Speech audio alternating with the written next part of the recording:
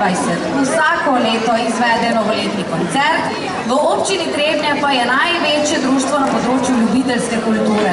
Sodelujejo na vseh pomembnejših prireditvah v občini, udeležujejo se srečanj godb, festivalov in različnih tekmovanj. Leta 2018 so sodelovali na 23. tekmovanju za pokal Vinka Štrucla v Ormožu in osvojili zlato plaketo s pohvalo. Leta 2022 pa so se udeležili 21. evropskega prvenstva godb v igranju folk in valčkov boemsko-moravske zvrsti v nemškem mestu Luftringen. Dirigent občinskega pihalnega orkestra Trebnje je Jernej Korbar. Pa da nekaj povem še o naših trebanjskih mažoretah, ki prav tako dosegajo številne lepe rezultate na vseh tekmovanjih. Delujejo kot sekcija občinskega pihalnega orkestra Trebnje že od leta 1995. Vsa leta je mentorica Darja Korelc, v zadnjih letih pa je njihova strokovna vodja tudi Maša Erjavec.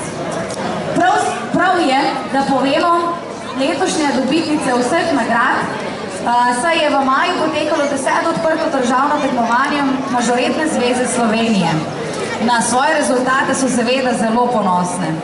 V kategoriji solo kadet palica je prvo mesto osvojila Naja Šavrič.